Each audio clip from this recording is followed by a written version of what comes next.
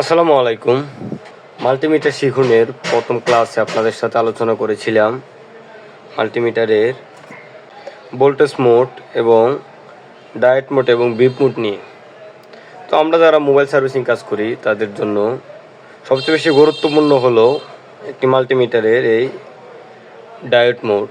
কারণ ডায়েট মোডের মাধ্যমে বিভিন্ন লাইন চেক করা যায়, বিভিন্ন ক্যাপাসিটর, ডায়োড এগুলোর মান চেক করা যায়, স্পিকার লাইন এবং চার্জিং পোর্টের প্রত্যেকটা লাইন থেকে শুরু করে বিভিন্ন লাইন মাপা যায় ডায়েট মোডের মাধ্যমে। তারপর ভোল্টেজ মোডের মাধ্যমে আমরা কোন লাইনে কত ভোল্টেজ আছে তা দেখতে পারি।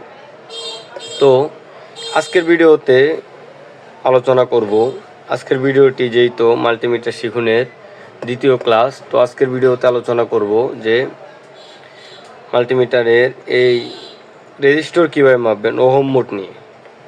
যে চিহ্নটা দেখতে পাচ্ছেন হেডফোনের মতো, এটি হচ্ছে মূলত ওহম মোড। রেজিস্টরের একক হচ্ছে ওহম। তো আজকের ভিডিওতে দেখাবো রেজিস্টর কীভাবে মাপবেন। তারপর মাল্টিমিটারের এই যে আপ ডাউন চিহ্ন দেখতে পাচ্ছেন, বি লেখে আপ ডাউন চিহ্ন, এটা হচ্ছে এসি ভোল্টেজ। তো এগুলো নিয়ে আজকের ভিডিওতে আলোচনা করব। তো প্রথমে আলোচনা করব এই ওহম মোডে নিয়ে কিভাবে একটি রেজিস্টর মাপবেন। তো আপনারা ভিডিওটি দেখতে থাকেন। আমি ওহম মোডে সিলেক্ট করে নিলাম। তো আমি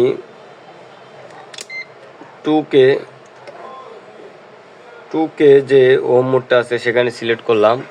একটি মোবাইল সার্কিটে যতগুলো রেজিস্টর রয়েছে তার বেশিরভাগই মান হচ্ছে 2K নিচে এবং অনেকগুলো রেজিস্টর রয়েছে যেগুলোর মান 2K ওহমসের উপরে। তো আমরা রেজিস্টরের মান যদি মাপতে চাই তাহলে প্রথমে 2K-তে রাখবো। আর যদি অনেক সময় আমাদের 10K রেজিস্টর প্রয়োজন হয়, 10K রেজিস্টর যদি আমাদের লাগে তাহলে আমরা 20K-তে সিলেক্ট করব। দেখতে পাচ্ছেন আমি 20K-তে সিলেক্ট করলাম। 20K-তে সিলেক্ট করে এখন আমি মনে করেন একটি 10K রেজিস্টর খুঁজে বের করব। তার জন্য আমি 20K-তে এটা আপনারা মাল্টিমিটারটা সিলেক্ট করে, যদি আমি 20K-তে সিলেক্ট করি তাহলে আমি 10K একটি রেজিস্টর খুঁজে বের করতে পারবো।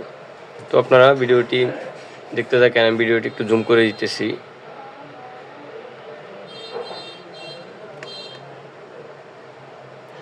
তো দেখেন এখন আমি আপনাদেরকে রেজিস্টর মেপে দেখাবো। রেজিস্টর মাপার জন্য আমাদেরকে মাল্টিমিটারের নেগেটিভ এবং পজিটিভ যে প্রান্তগুলো রয়েছে সেগুলো রেজিস্টরের দুই প্রান্তে ধরলেই হবে, কারণ রেজিস্টর দোনো পাশ থেকেই মান দেখাবে।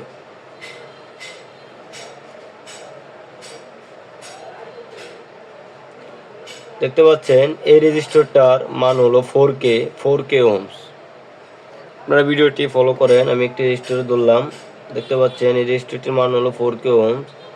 পাশে আরেকটি রেজিস্টর ধরলাম, এটাতে কোনো মান দেখাচ্ছে না।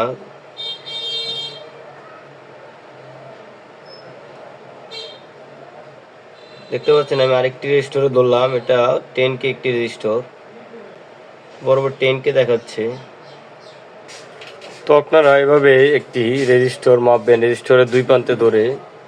যদি কোনো রেজিস্টর খুঁজে বের করতে চান বা রেজিস্টরটির মান কত রয়েছে তা খুঁজে বের করতে চান তাহলে এভাবে মূলত খুঁজে বের করবেন।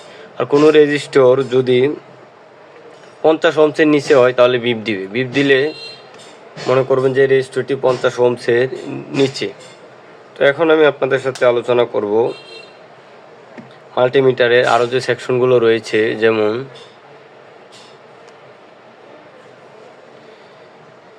মাল্টিমিটারের এখানে আরেকটি সেকশন রয়েছে, দেখতে পাচ্ছেন বি দিয়ে আপ ডাউন চিহ্নের মতো একটি চিহ্ন রয়েছে, যেটার মাধ্যমে এটা হচ্ছে এসি ভোল্ট। এসির পূর্ণরূপ হলো অল্টারেট কারেন্ট, যেটা আপ ডাউন হয়। এসি ভোল্ট মূলত আপ ডাউন হয়। তো এখানে দিয়ে আপনার এসি ভোল্টেজ মাপতে পারবেন। দেখতে পাচ্ছেন 750 ভোল্ট পর্যন্ত রয়েছে। তো এভাবে আপনারা এসি ভোল্টেজ মাপতে পারবেন। তো আগামী ভিডিওতে আমি দেখাবো মোবাইলের কোন লাইন কিভাবে মাপবেন মাল্টিমিটার দিয়ে, তার বিস্তারিত আলোচনা করব আমি পরবর্তীতে আরেকটা ভিডিওতে। যে ভিডিওটা আপনারা পরবর্তী আরেকটা ভিডিওতে দেখতে পারবেন সেটাতে আমি আলোচনা করব মোবাইল সার্কিটের।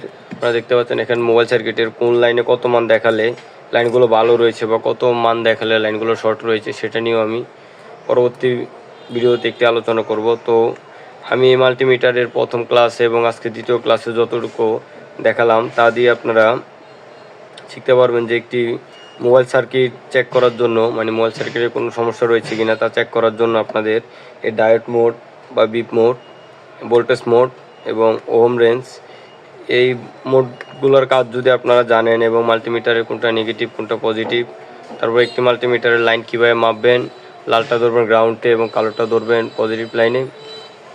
তো লালটাকে যদি আপনারা গ্রাউন্ড করে ধরেন রিভার্সে, তাহলে মূলত মোবাইলের বিভিন্ন লাইন চেক করতে পারবেন। তো মোবাইলের কোন লাইন কীভাবে চেক করবেন তা নিয়েও আমি একটি ভিডিও করব। তো আজকের ভিডিওটি দেখে আপনারা যারা কিছু শিখতে পারলেন তারা অবশ্যই আমার ভিডিওতে একটি লাইক করবেন, একটি কমেন্ট করবেন এবং একটি শেয়ার করবেন।